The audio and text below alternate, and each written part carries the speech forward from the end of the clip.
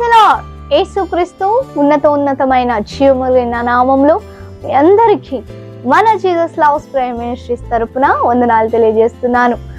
అందరూ చాలా క్షేమంగా ఆనందంగా ఈ ఉదయ కాలపు యొక్క దినాన్ని చిచ్చుటకు దేవుడు అనుగ్రహించిన యొక్క నూతన దినాన్ని బట్టి మీ అందరూ కూడా దేవుణ్ణి ఎందు స్తుతిస్తూ దేవుని ఆనందిస్తున్నాను. నమ్మి నేను దేవుని ఎందు ఎంతగానో నేను కూడా సంతోషిస్తూ దేవుని నామాన్ని గణపరుస్తున్నాను. ఆమేన్. దేవుడు ఈ ఉదయ కాలన మనకై ఏర్పాటు చేసిన వాగ్దాన వాక్యాన్ని మనం ధ్యానించుకుందాం. ఇబ్రీయులకు రాసిన పత్రిక 13వ అధ్యాయము 8వ వచనం.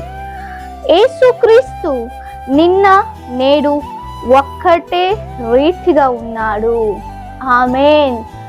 దేవునికి మహిమ కలుగును గాక. అవును ప్రియులారా, నా ప్రియ సహోదర సహోదరి, దేవుడు ఎల్లప్పుడూ ఒక్కటే రీతిగా ఉండే దేవుడు. ఆయన ఎల్లప్పుడూ ఏకరీతిగా ఉండే దేవుడు. నిన్న నేడు నిరంతరము ఎల్లప్పుడూ సదాకాలము. మనుషులైతే ఈరోజు మనతో మాట్లాడేవారు రేపు మనతో మాట్లాడకపోవచ్చు. ఈరోజు మనతో ఉన్నవారు రేపు మనతో ఉండలేకపోవచ్చు.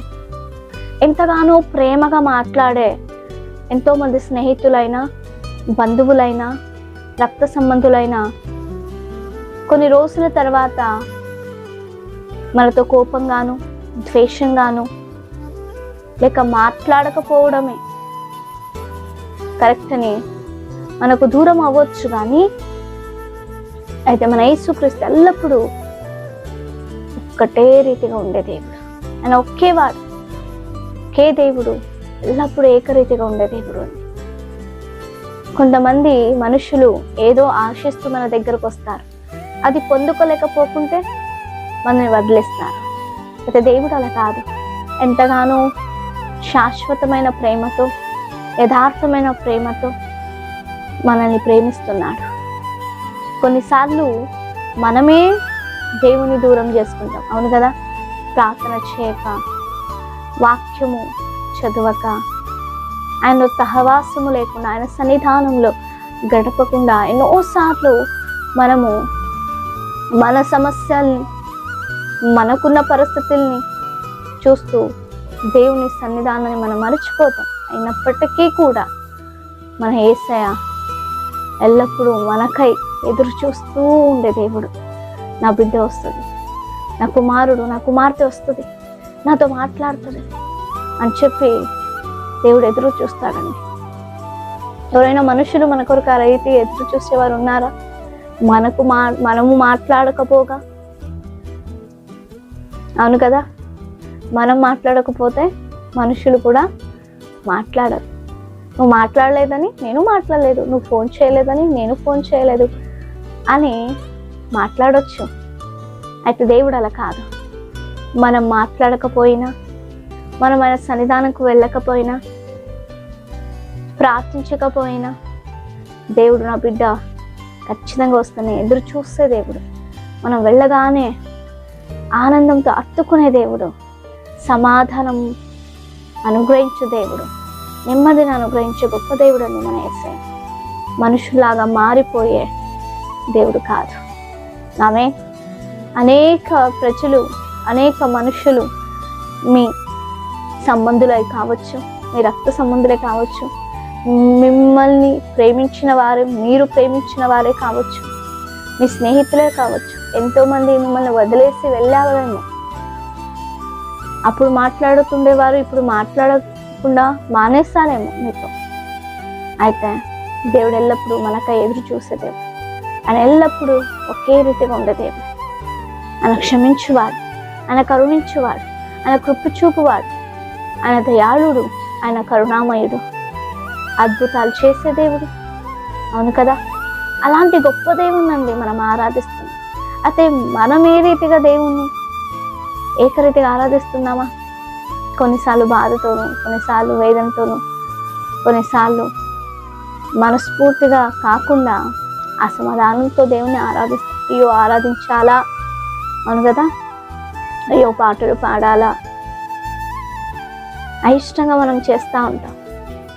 అయిష్టంగా చేసినప్పటికీ మన శరీరం, మన దేహం అక్కడ ఉండి మన మనసు ఎక్కడో ఏదో ఆలోచిస్తూ దేవుని ఆరాధించినప్పటికీ దేవుడు మనల్ని చూసే దేవుడు, మన పరిస్థితులు ఎరిగిన దేవుడు. కొన్నిసార్లు మనుషుల దగ్గర మనం అలా ప్రవర్తిస్తే మనం వాళ్ళని ఏదో నెగ్లెక్ట్ చేస్తున్నామని, కరెక్ట్గా మాట్లాడకుండా ఉంటున్నామని మనతో మాటలు వదిలేస్తారండి. వాళ్ళు ప్రేమించరు మనల్ని. ఒకటి జరిగితే మరొకటి అనుకుంటారు. మీ జీవితంలో ఇలాంటి అనుభవాలు అయ్యాయా? అందరికీ అయి ఉంటాయి. అయితే ఎవరిని నమ్ముతున్నాం? ఇంత జరిగినప్పటికీ మన లైఫ్లో ఇంతమంది వస్తూ ఎంతోమంది మనల్ని దూరం చేసి వెళ్ళిపోతూ ఉన్నప్పటికీ మనుషుల్నే మనం నమ్ముతున్నాము. కానీ ఎల్లప్పుడూ మన కొరకు ఎదురు చూస్తూ మనం ఎప్పుడు వస్తామా, ఎప్పుడు ప్రార్థిస్తామా అని వేవేల కళ్ళతో ఎదురు చూస్తున్నాం. మన యేసయ్య ఏ రీతిగా మనము ప్రేమిస్తున్నాం. అవును కదా? ఒకసారి ఆలోచించుదామా? ఈ యొక్క ఉదయకాల సమయం ఆయన మనల్ని తోసివేసే దేవుడు కాదు. మనం మాట్లాడేది ఆయన మాట్లాడక మానకుండా ఉండేవాడు కాదండి. మనతో ఎల్లప్పుడూ మాట్లాడే దేవుడు, మనల్ని ఎంతగానో ప్రేమించే దేవుడు, కృప చూపే దేవుడు, ఆదరించే దేవుడు, బలాన్ని ఇచ్చే దేవుడు. ఆమేన్. అలాంటి దేవుని మనం ఆరాధిస్తాం. ఇప్పటికీ కూడా దేవుని ఆరాధించే విషయంలో, దేవునితో మాట్లాడచ్చు, ఎక్కడ కూడా వెనకంచి వేయకుండా ఎల్లప్పుడూ దేవునితో మాట్లాడచ్చు. ఇంకా దేవునిలో ఆత్మికంగా మనం ఎదుగుదాం. ఆమేన్. ఏ విజ్ఞాపన అయినా కామెంట్స్ ద్వారా మాకు తెలియచేయండి.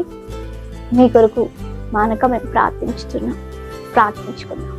పరిశుద్ధుడు అయిన గొప్ప తండ్రి, నీకు వందనాలయ్యా. అయ్యా, నేను ఎల్లప్పుడూ ఏకరీతికుంటున్న దేవుడు, ప్రతి సమయంలో అయ్యా మాకు తోడుగా ఉంటున్న దేవుడు అయ్యా, నీకు స్తోత్రం అయ్యా. ఎవరెవరు ఏ పరిస్థితిలో ఉంటున్నారో, నీకెంతగా దూరంగా ఉంటున్నారో, ఏ పరిస్థితి ద్వారా నీకు దూరం అయ్యారో అన్నిటిని తెలుసుకున్న దేవా, మళ్ళా నీ దగ్గరకు వారు వచ్చుటకు వాగ్దానము వారితో అయ్యా మాట్లాడి వాళ్ళు ఒక మార్పు తీసుకున్నట్టుగా మీకు ఇచ్చి వాగ్దానం ద్వారా ప్రతి ఒక్కరిని ఆశ్రయించండి, దీవించి యేసు నామములో అడిగి వేడుకొని పొందిన గొప్ప తండ్రి. ఆమేన్. Praise the lord.